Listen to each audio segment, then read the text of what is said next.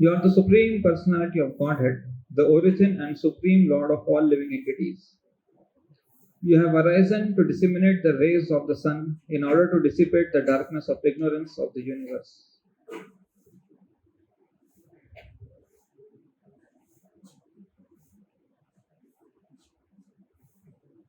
So in this verse, we see Mother Devahuti is offering prayers. From previous verses, she has started glorifying the Lord. And she has presented her situation also, just as Arjuna had presented his situation to Lord Krishna in Bhagavad Gita. Now here, there are three things which are spoken about the Lord. One is Adya. Adya means the origin. Second, Pumsam Ishvaraha. Pumsam Ishvaraha means controller or the master of all the living entities. And Chakshuhu Surya Evoditaha. He is like sun. He disseminates the darkness of ignorance. One who knows this. In Bhagavad Gita, Lord Krishna says, one who knows this,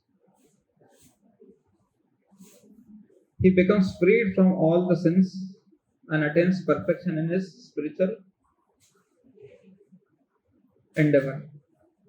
Exactly what Mother Devahuti is speaking here.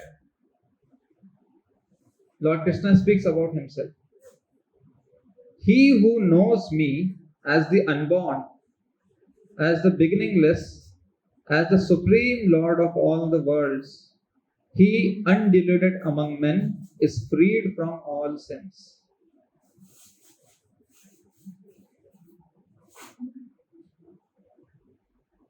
Adya, Ishvaraha and Surya Evodita. Here also Bhagavan says, Yo Mam Ajam Anadim Chavetti Lok Maheshwara. Ajam Anadim means I am the origin of everything, but I am not originated from anything. Vetti Lok Maheshwara. Lok Maheshwara means controller of all the people. Right? And Asamudha Samarteshu Sarva Papai Pramuchate. One who knows this. Asamudha means without delusion, without any doubt.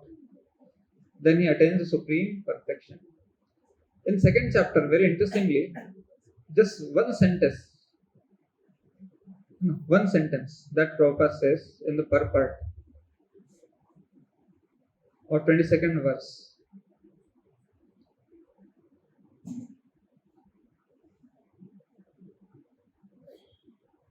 And thus, hearing from Krishna, he can understand the supreme glories of the Lord and be free from lamentation. The paragraph goes like this. There are two birds sitting on a tree. One is eating the fruits and other bird is watching.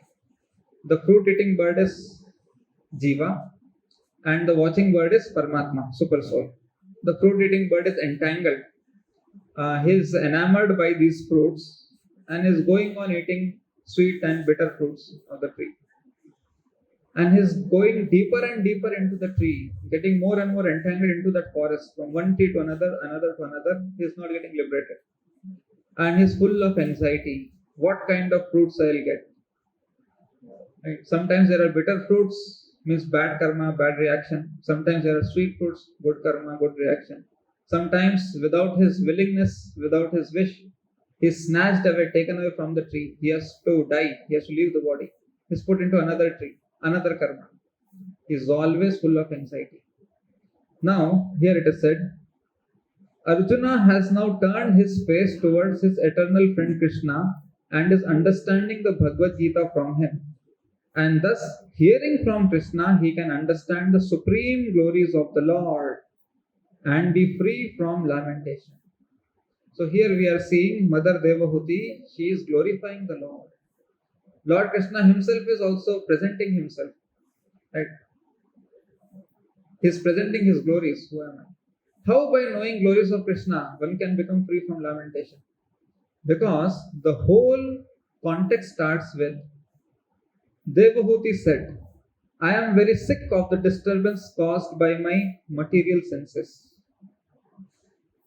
She started her prayer, her submission, with the words, I am very sick of the disturbance caused by my material senses. So she is disturbed. Similar situation was of Arjuna. Same statement Prabhupada says. By hearing the glories of the Lord, one can become free from all kind of lamentation.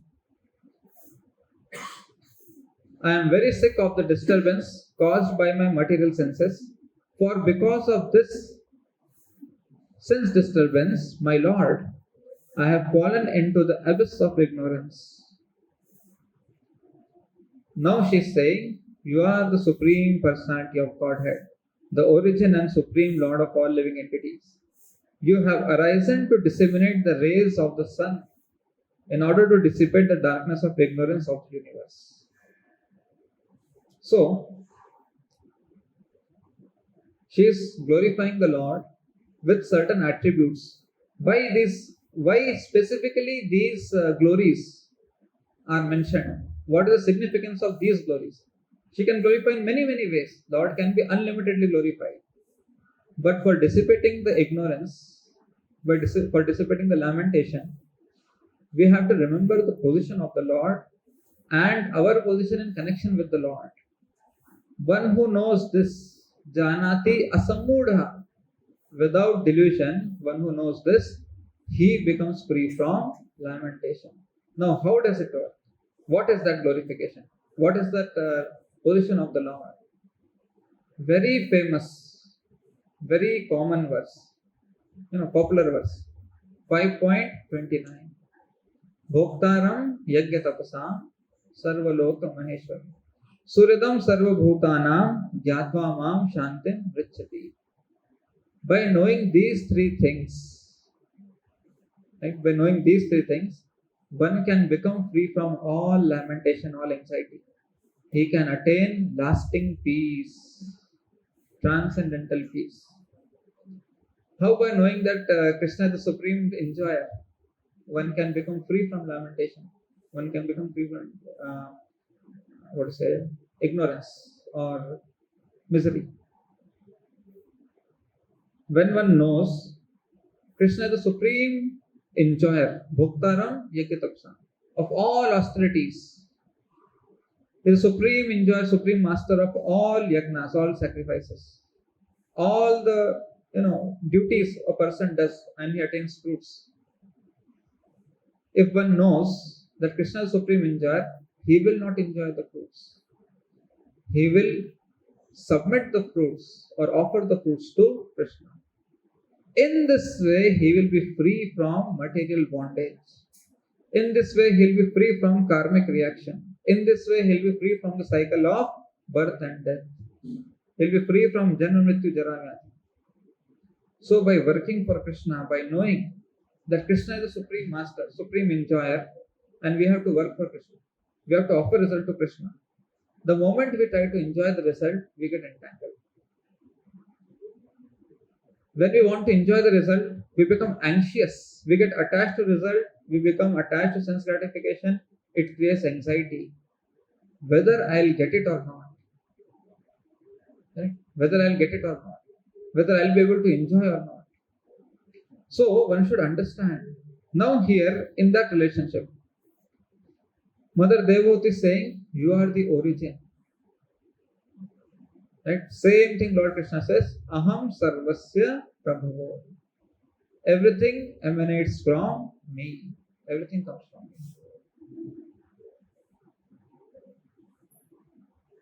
I am the Lord of everything. Sarva Loka Maheshwara. We hear so many times in Prabhupada's lectures, Prabhupada's books, Prabhupada's teachings. Everything belongs to Krishna. Everything belongs to Krishna. What does it really mean? Everything belongs to Krishna. Yes, everything belongs to Krishna. Everything belongs to Krishna means nothing belongs to us. We are not the owners. Krishna is the owner. Krishna is the proprietor. Because we are not the owners, we don't have a right to enjoy these things. Krishna is the owner, he is the proprietor, he has the right to enjoy these things. These things are Krishna's. He has given to us these things, not for enjoyment, but for engaging in his service and getting purified.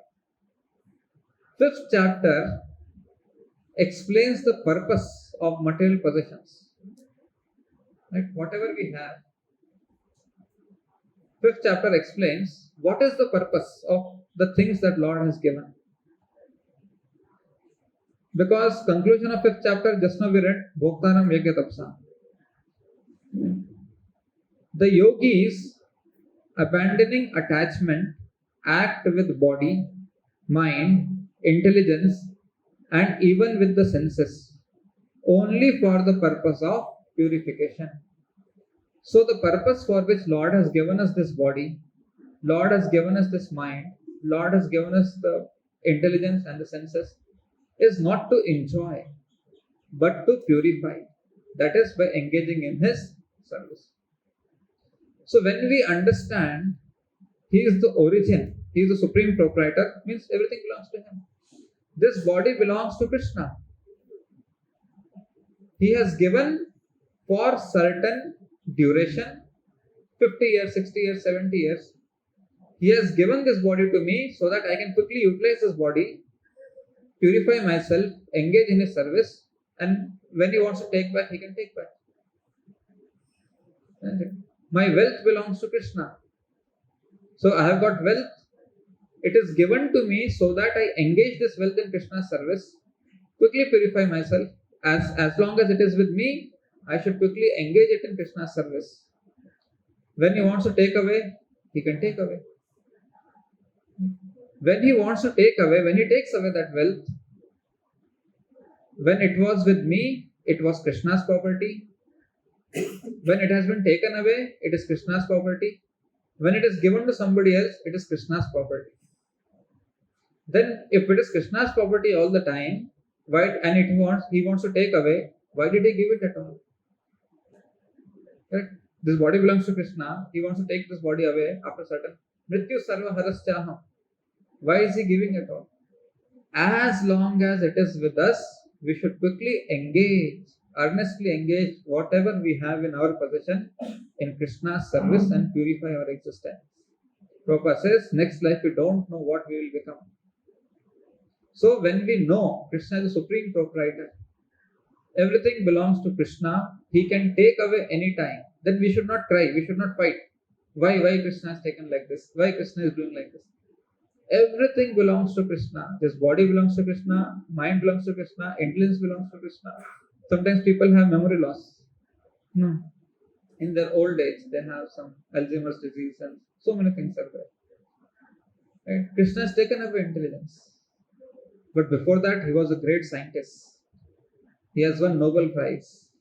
Now he is even forgetting whether he has taken his meal or not. मैंने खा लिया? नहीं खाया? खिला दो. खिलाने के बाद खा लिया.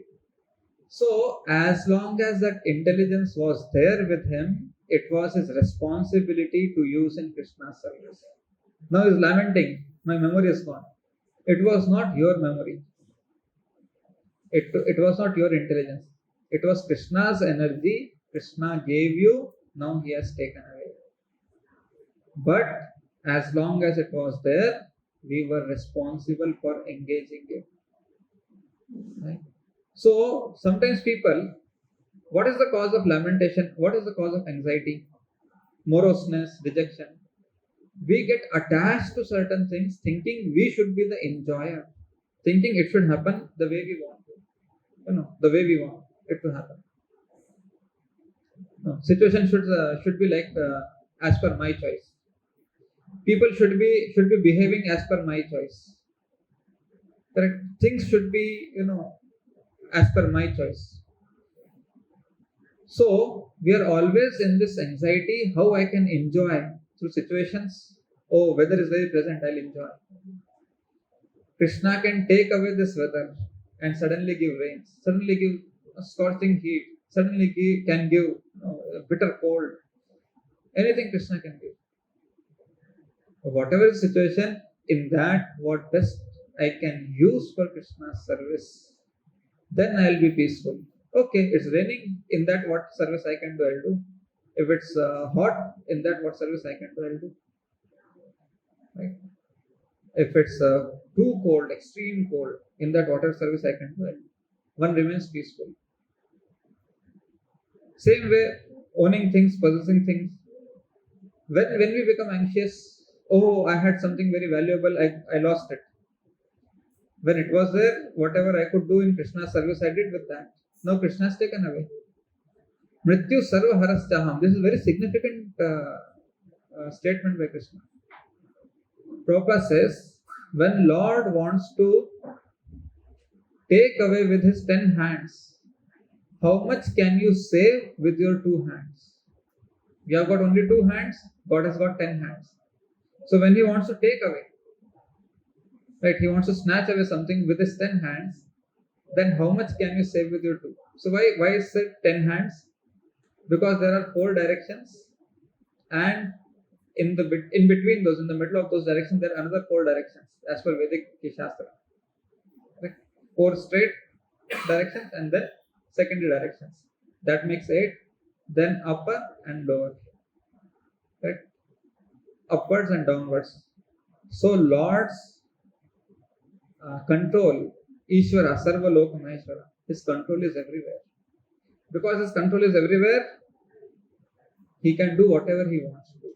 So when he wants to take away with his 10 hands in any direction, right? Somebody is in any direction, wherever one is, Lord Krishna can snatch away, and we cannot protect. So a devotee is peaceful. Okay, Lord's wish, there's a Lord's property, he took it away. A non-devotee is unpeaceful. He is disturbed. He is lamenting. Why? He thinks it was my property and I wanted to enjoy. So devotee in any situation is always peaceful. If we are not peaceful, our devotional effort is diluted or mismatched somewhere. Otherwise, devotee, when he sees Krishna's hand in every situation, he'll take it, he'll accept it. Second part of the statement Prabhupada says, God has got 10 hands, you have got only 2. If he wants to give with his 10 hands, how much can you take in your 2? Right? So Krishna can take away also, Krishna can give also. Right now, in whatever situation I am, in whatever situation I am, how best can I serve without getting disturbed? That is dependency on Krishna.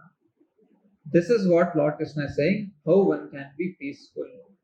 When one knows that Krishna is supreme enjoyer, Krishna is the supreme master. Right? So a servant acts as per the master. Whatever master decides, servant acts accordingly. Now, Mother Devavati, she is lamenting. Right? Because of the sense disturbance, my Lord, I have fallen into the abyss of ignorance. Like that we lament. We lament for many things. One is we are attached to this body, so we lament. When our body is no longer, or the capacity of our body to enjoy reduces, we lament. Right? That, oh, my body has become old. People lament. Body has become old. No, I cannot enjoy. Like I used to enjoy young age, my youth. And they'll tell their youth stories. When I was young, I was very strong and stout. So this is how I used to enjoy. We used to climb mountains. We used to go swimming. We used to do so many things. Dancing, partying. Now knees are paining. Teeth have fallen. Eyesight has gone. Okay, so okay, next generation you enjoy. What else can be done? That is a lamentation. Right? But they didn't know that when you are strong and stout, that energy was given to be engaged in Krishna's service for purification. That time also this body belonged to Krishna. Now also this body belongs to Krishna.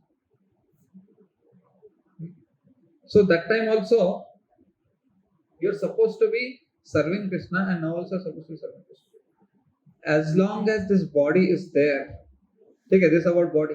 Like that, we have so many possessions, so many things we have, which we think our own. My house, my belongings, my assets, my relatives, my friends. All these are belonging to Krishna. Krishna can give somebody whatever Krishna desires to give. Krishna can take away from somebody whatever Krishna desires to take. Today, Krishna has given me house, Krishna has given me property, Krishna has given me assets. In a flash, he can take away anything. When Krishna takes away all these things, that is also Krishna's desire. When Krishna gives all these things, that is also Krishna's desire. A devotee thinks, if this is Krishna's desire, one of the principles of surrender is having no desire other than desire of Krishna. If you want to take away all these things, okay Lord, you take away all these things. Your desire, I should match my desire with your desire. Your wish is my command. Devotee does not lament. Correct? That's why devotee does not lament. But a non-devotee laments. Non-devotee is always anxious. My material position is going down. Like that he is anxious. Devotee is not anxious. Devotee is only anxious about one thing. My spiritual position is going down. Right? My contribution to Krishna's service, my effort in Krishna's service is going down. That is devotee's lamentation. For serving Krishna, right, one should have just that earnestness, sincerity, not facilities. Not facilities. If for serving Krishna facilities were required, then why would people go to forest, leaving everything, all facilities here, and then search for Krishna? For serving Krishna, that earnestness is required. Lalyam ekam mulyam, that lalyam is required, not facilities. Facilities are there, we'll serve more. Facilities are not there, we'll still serve more, because service attitude is in the mind, in the consciousness. No, without this facility, how I can serve? First, the purpose of service, devotional service is to learn to depend on Krishna, not on facilities. Right? To engage mind in Krishna, not to engage facilities in Krishna. Lord Krishna says this. The purpose of devotional service is this. To engage our mind in Krishna. That is the highest goal of service. In 12th chapter, 9th verse, Lord says, he talks about regulative principles of devotional service. My dear Arjuna, O winner of wealth, if you cannot fix your mind upon me without deviation. So Lord Krishna wants that we should fix our mind on Krishna without deviation. Then follow the regulated principles of Bhakti Yoga, sadhana and service. They are the regulated principles of Bhakti Yoga.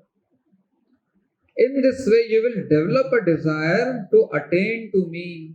So purpose of sadhana and service is develop a desire to attain to Krishna, not develop a desire to attain the facilities. Develop the desire to attain to Krishna. Right? So when this objective is lost, that is when a devotee laments. That is when a devotee becomes morose or he becomes anxious about a situation. But when a devotee understands Krishna is the Supreme Lord, he is in supreme control, things may appear to happen as per my wish or may happen not as per my wish. Sometimes it is happening according to me, sometimes it's not happening according to me. That is my perspective. A devotee always knows things are always happening as per Krishna's wish. So whether it is happening as per my wish or not, doesn't matter. Every moment, every situation, every place, everything is happening as per Krishna's wish. If this is Krishna's wish, then let it be. Let it be so. Why I should lament? This is the meaning of Sarva Loka Maheshwaram. Krishna is in control of everything. All planets, all demigods, all living entities. Loka word means planets. Like we said, Swarglok, Bhulok, Bhuvarlok. Loka means planets. Loka also means public. No, Mandanam, Lokaranjanam. Lokaranjanam means pleasing the public. People. Jana. Janata. Krishna is in control of all the planets. Krishna is in the control of all the living entities. So whatever is happening as per Krishna's wish, Krishna's direction, Krishna's supervision, Krishna's permission. When a devotee knows this, Adya Pumsam Ishvaro, then he never laments. So this is how Mother Devahuti is glorifying the Lord. That by knowing you like this, one can become free from lamentation, free from ignorance, free from anxiety. And that's how she says, you are son. When you reveal yourself like this, when we hear from Bhagavad Gita, what is the position of Krishna? When we hear from Bhagavad Gita, what is our position with respect to Krishna? Then all lamentation goes away. Right? We so many times hear this. This world is like a stage. It's a drama. Isn't it? So, we can see in a drama, very clearly we can see. The actor comes on the stage. He takes up a costume. He takes up some props, does his role and goes up. While going away does not, मैं props लेके जाऊँ, मैं costume लेके जाऊँ. No, he knows. I have been put into this costume. I have been put into the setup. I have to just do my role and exit. Do your part and depart. Correct?